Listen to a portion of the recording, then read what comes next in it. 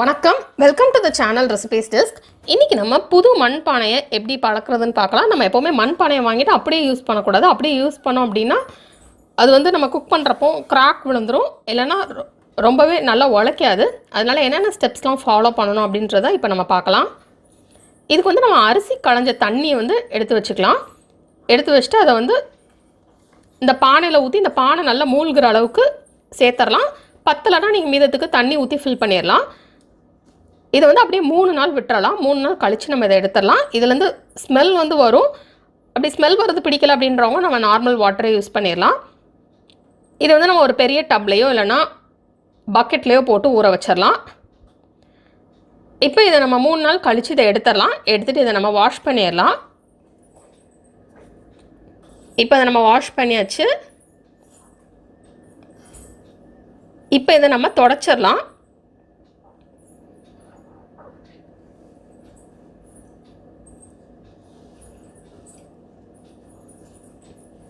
இதை தொடச்சாலும் சரி, இல்லைனா நம்ம காய வச்சாலும் சரி, நீங்கள் அப்படியும் காய வைக்கலாம்.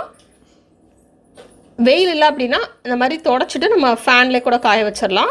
வெயில் இருந்தது அப்படின்னா நீங்கள் வெயிலில் காய வச்சு எடுத்துக்கோங்க. இப்போ இதை நான் காய வைக்க போகிறேன். இப்போ இது காஞ்சிருச்சு. காஞ்சதுக்கப்புறம் நம்ம இதில் எண்ணெய் தடவி வச்சிடலாம். இதில் உங்களுக்கு எந்த எண்ணெயோட ஃப்ளேவர் வரணுமோ நீங்கள் அந்த எண்ணெய் தடவிக்கோங்க. அல்ல நீங்கள் எந்த ஆயில் வந்து குக் பண்ண யூஸ் பண்ணுவீங்களோ அதை யூஸ் பண்ணிக்கோங்க. இப்போ நம்ம மீன் குழம்பு மட்டும் வைக்கிறதுக்கு இந்த சட்டியை பயன்படுத்த போகிறோம் அப்படின்னா மீன் குழம்பு மோஸ்ட்லி நம்ம நல்லெண்ணெய் தான் வைப்போம்.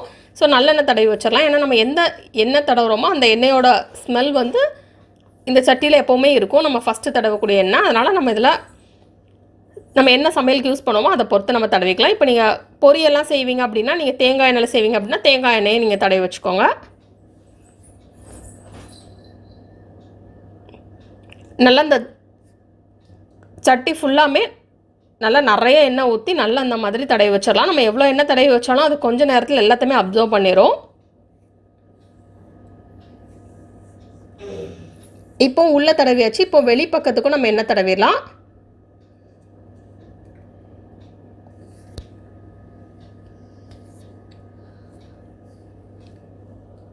இப்போ 2 சைடுமே எண்ணெய் தடவிட்டு திருப்பியும் காய வச்சிடலாம். வெயில் இருந்தது அப்படின்னா நீங்கள் வெயிலே காய வச்சிடலாம். வெயில் இல்லை அப்படின்னா நீங்கள் வீட்டுக்குள்ளே காய வச்சிடலாம். இது காய வச்சு கொஞ்சம் நேரத்துக்குள்ளே எல்லா எண்ணெயுமே நல்லா அப்சர்வ் பண்ணிடும். நம்ம வந்து இதை சீசன் பண்ணாமல் யூஸ் பண்ணிட்டு இருந்தோம் அப்படின்னா நம்ம சமையலுக்கு எண்ணெய் ஊற்றுறப்போ நம்ம ஊற்றக்கூடிய எண்ணெய் எல்லாத்தையுமே இந்த பானை அப்சர்வ் பண்ணிகிட்டே இருக்கிறதுனால சீக்கிரத்தில் இதில் கிராக் விழுந்துடும், எல்லாம் உடஞ்சிரும். அதனால் நம்ம ஒன் சீசன் பண்ணிட்டோம் அப்படின்னா அதுக்கப்புறம் நம்ம எவ்வளோ கொதிக்க வச்சாலும் இல்லைனா எவ்வளோ சமைச்சாலும் அந்த மாதிரி உடையாது. அதனால் இந்த மாதிரி ஸ்டெப்ஸ் எல்லாம் ஃபாலோ பண்ணதுக்கப்புறம் நம்ம வந்து நம்ம பானை யூஸ் பண்ண ஆரம்பிக்கலாம்.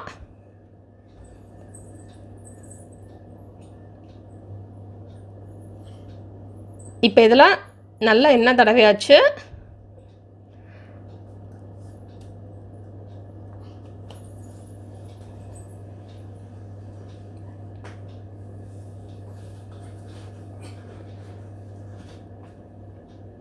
இப்போ இதை வெயிலில் வச்சிடலாம்.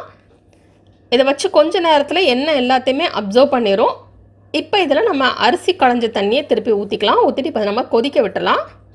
நல்லா இந்த மாதிரி பானையோட சைட்லலாம் படும்படி நம்ம இந்த மாதிரி செஞ்சுக்கலாம். செஞ்சுட்டு இப்போ நம்ம கொதிக்க விட்டுலாம்.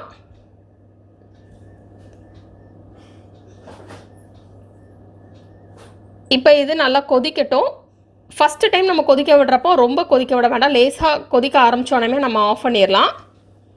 ஆஃப் பண்ணிவிட்டு இந்த தண்ணி அப்படியே இருக்கட்டும். அடுத்த நாள் காலையில் நம்ம கீழே ஊற்றிடலாம். கீழே ஊற்றிட்டு திருப்பி நம்ம அரிசி கழுவுன தண்ணி திருப்பி 2வது நாள் ஊற்றிடலாம். இதே மாதிரி நம்ம 3 இல்லைனா 4 நாள் செய்யணும். நீங்கள் சாதம் வடிச்சாக்கிறதா இருந்தால் அந்த வடித்த தண்ணியை கூட உள்ளே சேர்த்துக்கலாம். இதில் வந்து நான் அரிசி கழுவுன தண்ணி தான் ஊற்றியிருக்கேன். ஃபஸ்ட்டு வந்து நம்ம லேசாக கொதிக்க ஆரம்பிச்சோன்னா ஆஃப் பண்ணிடலாம். அடுத்த நாள்லேருந்து நல்லா கொதிக்கட்டும். நல்லா கொதித்ததுக்கப்புறம் நம்ம ஆஃப் பண்ணிடலாம். ஏன்னா இதில் ஃபஸ்ட்டு வந்து நம்ம சூடு பண்ணுறப்போ அந்த மாதிரி தண்ணியாக இருக்கக்கூடியது சூடு பண்ணால் தான் பானை வந்து உடையாமல் இருக்கும். ஏன்னா நம்ம ஃபஸ்ட்டு ஹீட்டில் காட்டுறப்போ ஃபஸ்ட்டு நம்ம தண்ணியாக வச்சு தான் இந்த மாதிரி சமைக்கணும். இப்போ பார்த்திங்கன்னா நல்லா கொதிக்க ஆரம்பிச்சிருச்சு. இந்த மண்பானையிலேருந்து எப்போவுமே கொதிக்க ஆரம்பிக்கிறதுக்கு லேட் ஆகும். ஆனால் ஒன்ஸ் கொதிச்சிருச்சு அப்படின்னா அந்த சூடு வந்து ரொம்ப நேரம் இருக்கும். இப்போ நான் ஸ்டவ் ஆஃப் பண்ணதுக்கப்புறமும் இது கொதிச்சிட்டே தான் இருக்குது. இப்போ அதை அப்படியே விட்டுறலாம். விட்டுட்டு அடுத்த நாள் வந்து இதை கீழே ஊற்றிட்டு திருப்பி நம்ம அரிசி களைஞ்ச தண்ணி வேறு தண்ணியை ஊற்றி நம்ம கொதிக்க விடலாம். இந்த மாதிரி நம்ம 3 நாள் இல்லைனா 4 நாள் செஞ்சதுக்கப்புறம் நம்ம இதில் எண்ணெய் ஊற்றிக்கிடலாம். ஃபஸ்ட்டு நம்ம இந்த மாதிரி தண்ணியாக இருக்கிறதெல்லாம் வச்சு கொதிக்க விட்டதுக்கப்புறம் நம்ம எண்ணெய் ஊற்றி சமையல் பண்ணலாம். இப்போ இதில் எண்ணெய் ஊற்றி இந்த மாதிரி எண்ணெய் எல்லா இடத்துலையும் படும்படி இதை வந்து நல்லா எண்ணெயை வந்து நம்ம ஒரு கரண்டியை வச்சு நம்ம தள்ளிடலாம். எப்போவுமே மண்பானையில் வந்து நம்ம அப்படியே சட்டியை கொதிக்க விடக்கூடாது. நம்ம கொஞ்சம் எண்ணெய் ஊற்றிட்டு அதுக்கப்புறம் எண்ணெயை சூடு பண்ணிக்கலாம். இப்போ இதில் சும்மா கொஞ்சமாக கடுகு சேர்த்துக்கலாம். சேர்த்துட்டு இதில் துருவி வச்சுருக்கிற தேங்காய் சேர்த்துக்கலாம். சேர்த்துட்டு இது எல்லாத்தையுமே நல்லா ஃப்ரை பண்ணிடலாம். இதை வந்து ஃபஸ்ட்டு சமைச்சதை யூஸ் பண்ண போகிறதில்ல, இதை வந்து நம்ம கீழே போட்டலாம். இதுக்கப்புறம் சமைக்கிறது எல்லாத்தையுமே நம்ம யூஸ் பண்ண ஆரம்பிச்சிடலாம்.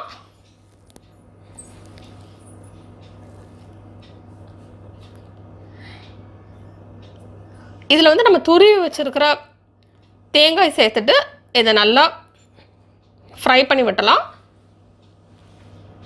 அப்படி பண்ணுறப்ப இந்த ஃப்ளேவர் ரொம்பவே நல்லாயிருக்கும்.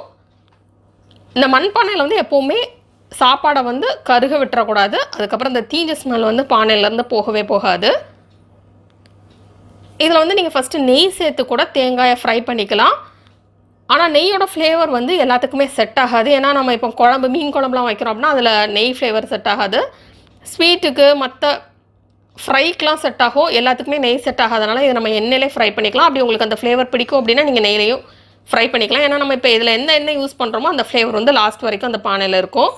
அதனால் ஃபஸ்ட்டு நீங்கள் நல்லெண்ணெய் யூஸ் பண்ணிங்க அப்படின்னா ஃபுல்லாகவே நல்லெண்ணெயிலே இதை வந்து இந்த மாதிரி சீசன் பண்ணுறதுக்கு நம்ம யூஸ் பண்ணிக்கலாம். ஃபஸ்ட்டு நீங்கள் என்ன யூஸ் பண்ணுறீங்களோ அதே ஃபுல்லாக யூஸ் பண்ணிக்கோங்க. நம்ம தடவி வைப்போம்ல, அப்போ உங்களுக்கு என்ன ஃப்ளேவர் வரணுமோ நீங்கள் ஃபஸ்ட்லேருந்தே அதே யூஸ் பண்ணிக்கலாம். இப்போ நம்ம ஃப்ரை பண்ணி வச்சுருந்த அந்த தேங்காய் எல்லாத்தையுமே எடுத்துடலாம். அதை நம்ம யூஸ் பண்ண வேண்டாம். நெக்ஸ்ட் இதை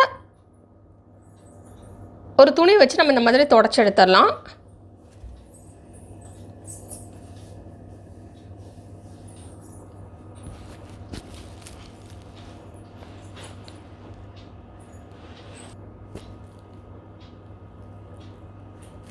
இப்போ இது எல்லாத்தையுமே நல்லா தொடச்சாச்சு.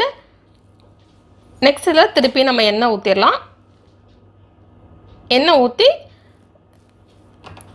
இதை வந்து இந்த கடாய் ஃபுல்லாக அப்ளை பண்ணிடலாம்.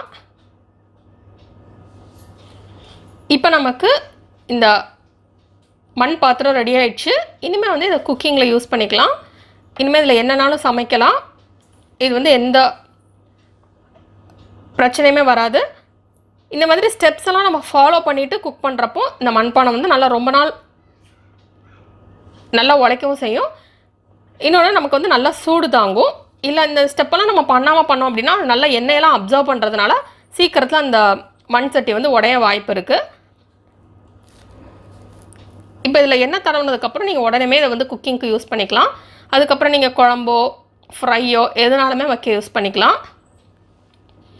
யூஸ் பண்ணிவிட்டு இந்த கழுவுறப்போ மட்டும் இதில் வந்து நம்ம சோப் போடாமல் பார்த்துக்கணும். ஏன்னா இதில் வந்து நிறைய ஹோல்ஸ் இருக்கும். அந்த ஹோல்ஸ்குள்ளெல்லாம் வந்து நம்ம சோப் போடுறப்போ அந்த சோப்லாம் போய் உள்ளே இருக்கிறதுனால நம்ம அடுத்தது சமைக்கிறப்போ அது கூட எல்லாமே மிக்ஸ் ஆகிறதுனால அது வந்து நிறையா ஹெல்த் இஷ்யூஸ்லாம் வர வாய்ப்பு இருக்குது. அதனால நம்ம அது மட்டும் சோப் இல்லாமல் நம்ம வாஷ் பண்ணிக்கலாம்.